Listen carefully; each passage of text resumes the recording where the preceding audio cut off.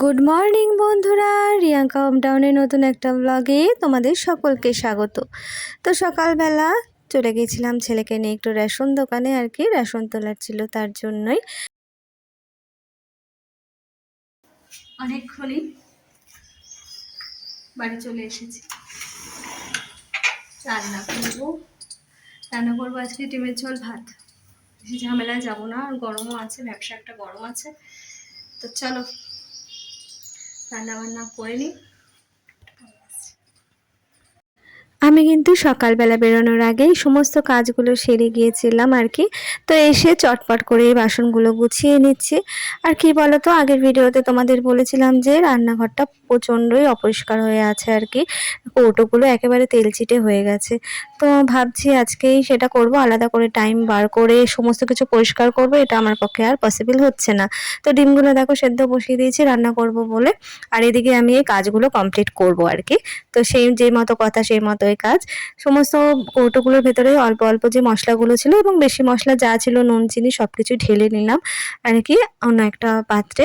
আর তারপরে এই কৌটোগুলো সমস্ত কিছু ভালো করে সার্ফ দিয়ে মেজে ঘষে নেব। তো চলো, আশা করি ভিডিওটা ভালো লাগবে, সম্পূর্ণ ভিডিওটা দেখো। ভালো লাগলে লাইক শেয়ার এবং সাবস্ক্রাইব করে সঙ্গে থেকো, পাশে থেকো। তো চলো দেখতে থাকো।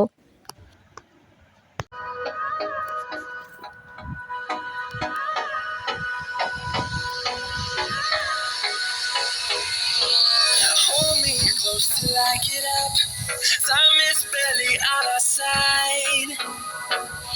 I don't wanna waste what's left. The storms we chase are leading us, and love is all we'll ever trust. Yeah, no, I don't wanna waste what's left. And on we'll go,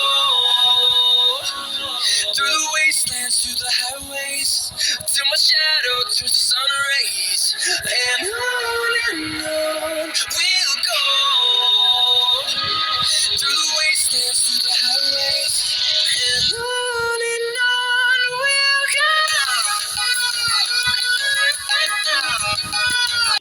আর এখানে ডিমটা সেদ্ধ বসিয়ে দিলাম, ডিমটা মোটামুটি হয়েই এসছে।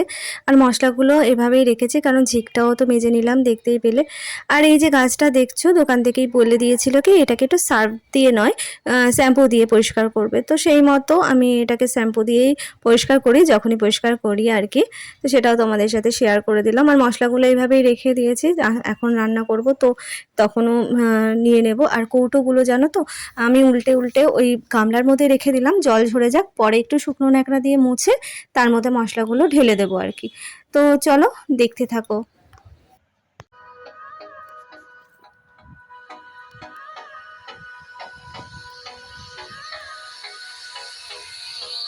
Hold me close till I get up.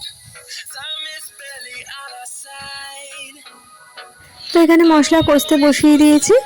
আর এদিকে যে কৌটোগুলো মেজেছিলাম জল ঝরে গেছে, সে সমস্ত কিছু আমি শুকনো ন্যাকড়া দিয়ে পরিষ্কার করে পুছে নেব। যতটা জল ঝরেছে তো ঝরেছে, আর বাদবাকিগুলো শুকনো ন্যাকড়া দিয়ে টানিয়ে নেব। তার মধ্যে জানো তো একটা কৌটোতে দেখলাম বেশ অনেকটাই জল, পুছেছি তারপরেও যেন ছিটে ছিটে জল ছিল। তা ভাবলাম আমি ওটার মশলা ঢালবো না, হলুদের কৌটো ওটা। তো ওটাকে ওইভাবে রেখে দিয়েছিলাম, পরে ওটাতে হলুদ ঢেলে নিয়েছিলাম আর কি। তো চলো দেখতে থাকো, সঙ্গে থাকো।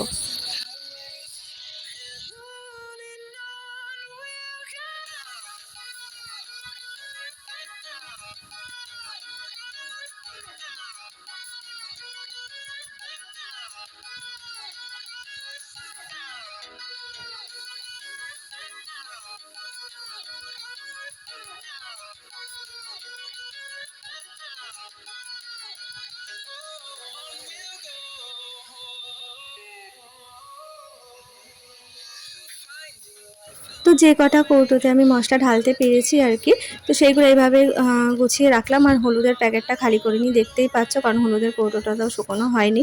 আর না শুকোলে জানো তো তার মধ্যে মশলা ঢাললে পরে মশলাটা নষ্ট হয়ে যাবে খুব তাড়াতাড়ি, সেই কারণে। আর এদিকে ভাত বসিয়ে দিয়েছি, ডিমটাও হয়ে হয়ে গেছে। তো এই দেখো তোমাদের রান্নাঘরটা দেখিয়ে দিলাম, এখন দেখাতে পারছি তাও। রান্নাঘরে এই বক্সগুলো এত নোংরা হয়েছিল, মানে কিছু বলার মতন, আমি হাত ছোঁয়াতে পারছিলাম। অনেকদিন ধরে করবো করবো করে সময় করে উঠতে পারছিলাম না, তাই কাজের মাঝে মাঝেই কাজগুলো কমপ্লিট করলাম। এদিকে ভাত আনটা হোক, আবার পরে আসছি। তো রান্নাঘরটা তোমাদের আরেকবার দেখিয়ে দিলাম। আর বাটিতে দেখেছো তো গ্যাসের উপরে বসানো, ওখানে ওই ন্যাকড়াটা সার্ফ দিয়ে যেরকম আগেকার দিনে মারা পরিষ্কার করার জন্য ফোটাতো সার্ফ দিয়ে জলের মধ্যে, তো সেরকম করে রেখেছি। ওটা একটু ভেজে ঘষে কেচে কুচে মেজে ঘষে নেবো আর কি। আমি যে সংসারের প্রতিটা মুহূর্তে যেসব কাজগুলো করি, জানো তো বন্ধুরা, যখন আমি এডিটিং করি বা দেখি, সত্যি কথা বলতে আমার মায়ের কথা মনে পড়ে। কারণ সংসারের প্রতিটা কাজ, প্রতিটা জিনিস আমি যেভাবে করে থাকি সম্পূর্ণটাই আমার মায়ের কাছ থেকে শেখা। এবং মাকে দেখতাম মা এভাবে সংসারের কাজ করতো। সংসার করতে এসে একটা জিনিস আমি বুঝতে পেরেছি, জীবনে কোনো কিছু পারি না বা পারছি না বা আমার দ্বারা হচ্ছে না, এই কথাটা কিন্তু চলে না। যখন তুমি একটা সন্তানের মা হয়ে যাবে, অটোমেটিক্যালি যেন ভগবান তোমাকে দিয়ে সব কাজ করিয়ে নেবে। আর তারপর নিজের ইচ্ছেটা যদি থাকে আর চোখের সামনে নিজের মাকে যদি সেভাবে কাজ করতে দেখো, তো ইচ্ছেটা তৈরি হয়ে যায়। আমার সমস্ত কাজ কমপ্লিট রান্নাঘরের আপাতত। তবে নিচের যে একটা আছে, ওটাতে আজকে আর আমি হাত দিলাম না। আমার অবস্থা বুঝতে পারছো কী হয়েছে। তো নেক্সট দিন করবো, বা আজকে বিকেলে যদি সময় করতে পারি তো অবশ্যই নিচের একটা একটু পরিষ্কার করবো, ইচ্ছা আছে। দেখা যায় একদিনে এতটা হয় না, আর আমি একদিনে এতটা দিতে পারি না। এতটা পুরো রান্নাঘরটা একদিনে ক্লিন করা খুব টাফ হয়ে যায়। সেদিনকে আমাদের কোনো রান্নাবান্না রাখা যাবে না, এরকম অন্য কোনো কাজ করতে গেলে এটা হবে না। তো অল্প অল্প করেই করি, যদি একা হাতে করি তো একবার সব করতে গেলে অবস্থা খারাপ হয়ে যাবে। তো সেই কারণে অল্প অল্প করে পরিষ্কার করে নিলাম। রান্না করতে করতে যেমন ক্লিন করে নিলাম আজকে রান্নার জায়গাটা, মশলা কৌটোগুলো, ভীষণ অবস্থা খারাপ ছিল। তো যাই হোক, তো চলো পরে আসছি। আর দুপুরবেলা খাওয়া দাওয়া করে উঠে আমাদের পাড়া থেকে এক জায়গায় ঘুরতে নিয়ে যাবে, এই খবরটা আমরা আগেই পেয়েছিলাম। তো ছেলেকে বললাম যাবি? তো ছেলে বললো হ্যাঁ মা চলো একটু ঘুরেই আসি। তো পাড়া থেকে একটা গাড়ি ভাড়া করা হয়েছে, আমি জানি না কী গাড়ি। তো দেখো তোমাদের সঙ্গে পরে দেখাচ্ছি আর কি, ম্যাটারও। তো এটার উপরে উঠে পাড়ার সমস্ত বউ, মেয়ে, তারপরে বাচ্চারা সবাই মিলে একটু ঘুরতে যাব বলে ঠিক করা হয়েছে দুপুরবেলা করে। তো নিয়ে গিয়েছিল দক্ষিণেশ্বর মাকে দর্শন করতে আর সন্ধ্যেবেলাটা গঙ্গাটা দেখতে। তো সেই কারণেই অনেক দিনই বেরোনো হয় না পাড়া থেকে যখন যাচ্ছে সবাই মিলে। তো যাই একটু ঘুরেই আসি। তো সেই মতোই ছেলে আর আমি রেডি হয়ে চলে গিয়েছিলাম, সবাই মিলে একসাথে হই হই করতে করতে গঙ্গার পাড়ে মায়ের মন্দিরে দর্শন করতে। তো চলো, আমি মায়ের মন্দিরে ঢুকিনি, কারণ আমি আজকে তো নিরামিষ খাইনি। আর ঠিকও ছিল না যে দক্ষিণেশ্বরেই যাব, কোথায় যাব আমি জানতামও না। ঘুরতে নিয়ে যাবে এতটুকুই শুনেছিলাম, কিন্তু মায়ের মন্দিরের ভেতরে আমি ঢুকতে পারিনি, কারণ আমি তো উপোস করে বা নিরামিষ খেয়ে যাইনি, সেই কারণে। তো বাইরেটা পুরোটা ঘুরিয়েছি, এর আগেও তোমাদের দেখিয়েছিলাম, আবার একবার দেখিয়ে দিলাম। তো দেখো, সঙ্গে থাকো। অনেক দূরের বন্ধুরা যারা অনেক দূর থেকে আমাদের ইন্ডিয়ার বাইরে থেকে আমার ভিডিওগুলো দেখো, তাদের জন্য কয়েকটা ইনফরমেশান আমি দিয়ে রাখি। তোমরা নেটে সার্চ করলেই দক্ষিণেশ্বর মন্দির সম্পর্কে অনেক কিছুই পড়তে পারবে, জানতে পারবে। তাও আমি বলে দিই, আমার বাড়ির থেকে কিন্তু খুব বেশি দূর না দক্ষিণেশ্বর মন্দির। এখানে সাধক শ্রীরামকৃষ্ণ দেব, উনি এখানে পুজো করতেন এই মায়ের। আর রানী রাসমণির উদ্যোগে এই মন্দির বহু বছর আগে কিন্তু তৈরি হয়েছিল। আর আমরা এই মাকে মা দক্ষিণাকালী বলে থাকি। আর ভিড় দেখতে পাচ্ছ, তো পাড়ার সব মহিলারা মিলে ভীষণ মজা, ভীষণ আনন্দ করছিলাম আর কি। স্বাভাবিক, মায়ের মন্দিরে গেলে মনটা তো একটু ভালো হয়েই যায়। সবাই মিলে হই হই করতে যেহেতু গেছি, তো সেই কারণে মনটা আরও বেশি খুশি হয়েছিল।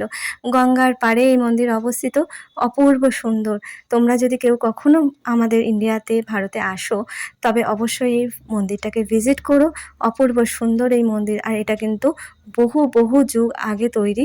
এখনও মেনটেন্যান্স হয়, এখনও সেই অপরূপ সৌন্দর্য বজায় রেখেছে। হয়তো কিছু পরিবর্তন হয়েছে, কারণ মন্দির তো সুরক্ষার একটা ব্যাপার থাকে, তো সেই কারণেই কিন্তু মন্দির কিন্তু অসম্ভব সুন্দর। এই যে এগুলো দেখছো, এগুলো কিন্তু সব শিব মন্দির। তো চলো দেখতে থাকো, আশা করি ভিডিওটা ভালো লাগবে। সঙ্গে থেকো, পাশে থেকো, আর একটা ছোট্ট করে কমেন্টস করো।